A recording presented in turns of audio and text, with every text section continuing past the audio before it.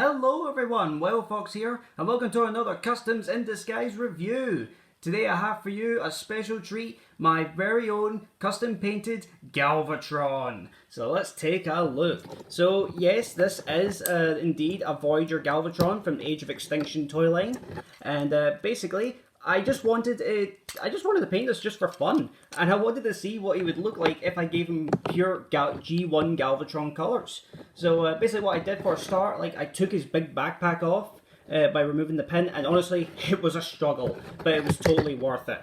And I mean, just look at this. This just looks amazing. I think this is probably one of my finest customs, and I know I said that for Skyward, but I'm being serious. This just looks incredible. So, yeah, and yes, by removing the backpack, you will not be able to transform into a truck. But don't worry, I have a backup for that, and you will see later on in the review. So, basically, for the paints for this, I used Painter's Touch Silver, Painter's Touch Orange, and Painter's Touch Yellow. And basically, for the purple, I did not use Painter's Touch. What? I never normally do that. No, I don't. But basically, what I did use, I used Citadel Shade, whatever, Druchy Violet? I don't know how to pronounce that. But yeah, I basically used 2 coats of that, and this is what you get. And honestly, it is beautiful. It makes it look like a nice weathered out metallic purple, and it just looks great. It makes him look a bit like he's made out of Dark Energon, which I want, and it just looks so nice. I decided to leave the blue parts there because I really like that on Galvatron, and plus it really matches the whole thing. Like, it matches the purple, matches the silver, matches everything. And for the orange and yellow, now I know what you're wondering. Yes, for the chest, normally, for those who probably never own one of these figures, but those who do, they know that it's just a gaping hole in there. So what I did to fill that, I took a piece of cardboard, put it in there, painted it yellow, and yeah, it just makes it look like it's solid. So that's what I wanted. I even did the same for the eyes. I took out the light piping and painted it yellow because I just wanted his eyes to match his chest. And I don't regret it. I know a lot of people like the light piping, but I just wanted it to look consistent, so I'm cool with it. So yeah, it looks great. So yeah, let's take some look at the details. So yeah, got some nice purple feet there, nice and purple there, and silver there, just purple everywhere. Yeah, it just looks really, really good. And the advantage of using the purple shader, I know it's violet, I know it's called violet, I know there's a difference between purple and violet, but it's transparent, so it leaves the Decepticon symbol untouched, so that's great. I don't even have to give him a sticker. Let's take a look at his head, and yeah, very nice. It's like that head was meant to be painted this way. It's like it was meant to be this colour scheme, and I wish it was, because that maybe it would have made the visual effects for him look a little better. But let's be honest, Galvatron looked horrible in Age of Extinction. He really did. I mean, he does not look as good as his figure. That's the bizarre part. I mean, I don't know what they did to his eyes in that movie, but God, it's horrifying. This is the back of him. Not really much to say, especially with no backpack. But here's the beauty part. This is one of his accessories. I mean, accessories. My bad. Accessories. His Dark Energon blade or Dark Star Saber. But let's be honest, there's only one Dark Star Saber, and that's this one. I know that was a quick glimpse, don't worry. But yeah, I know this is. I know what you're thinking. Yes, this does belong to the Voyager class Last Night Megatron. And the thing was, when I painted up Megatron, I didn't want him to have this sword. I just thought this would look really good on Galvatron, so I painted it up completely purple. Makes it look like a nice Dark Energon blade. Also gave him the orange, which makes it look like a fiery blade, and it looks really nice. And this can actually go on his back either way. Like, just basically put it up here. Take the... Actually, no. Basically, you have to move this flap down first. Put it in, then move it up. And there you go. It's very, very secured. And he looks really, really cool. I really, really like that. You know what? I have to make a shout out here to my friend Sam, who you may know who's in my gamer videos, particularly Star Wars Battlefront 2 and Transformers, and honestly, it was his idea for me to add in the orange, and I'm glad he told me that, because it makes the chest look like alive, fiery, and just great. And plus, I actually forgot that Galvatron in G1 had orange, which now brings us to the gun. So here's the gun, and yeah, I love what I've done to the gun. So I painted it silver, and I gave the purple and some orange. And let's take a look at the front. Let's see if the camera can focus. Come on, focus! Focus! You will pay for it. There. Oh, it's kind of. Nah, it doesn't want to. It wants to focus on my hand and anything else. But yeah, basically, it's got some nice orange highlights there, and also in here and the flaps, and it looks great. So let's put it in his hand like so, and yeah, that is.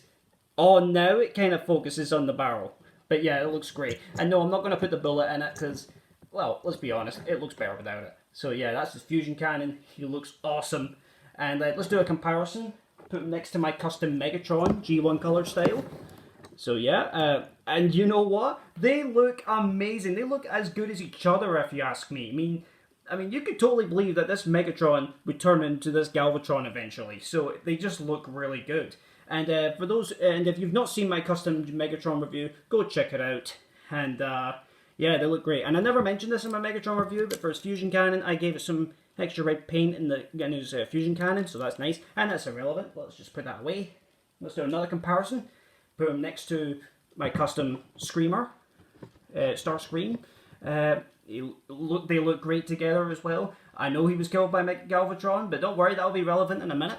And if you've not seen my Starscream review, go and check it out. And some of you will probably want to see him next to his rival Last Night Voyager Optimus, and they look nice together. And yes, I also gave Optimus' sword the same method as Galvatron's blade.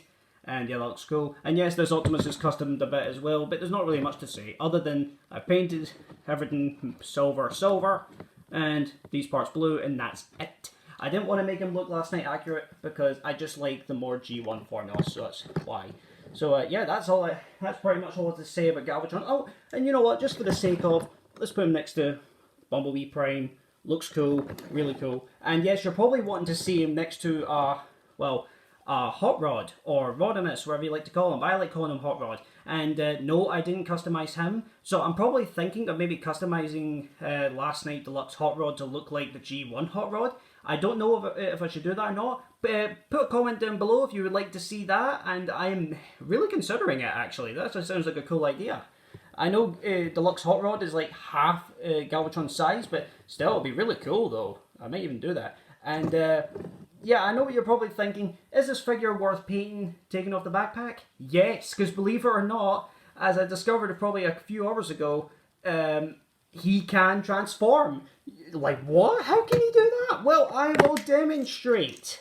Here we go. So basically what you do, take the arms, fold them up, take this flap, put this flap up, put his head in. So yeah, there we go. Take his legs, kind of split them a bit, give him the splits, and put his little. Luckily, I didn't even remove these parts of his wheels, so take them out, kind of put them out to there, kind of give him a nice stance in a way. I've not done this many times. I've only done this this is my second time, believe it or not. So basically, yeah, for the arms, you'll wanna. Hold on, how do I do this? Yeah, I just fold it in like that. And no. Wait, is that what I do? Yeah, I think it is what I do. So yeah, I just then fold in the arms like that. I think. I'm pretty sure that's how I did it.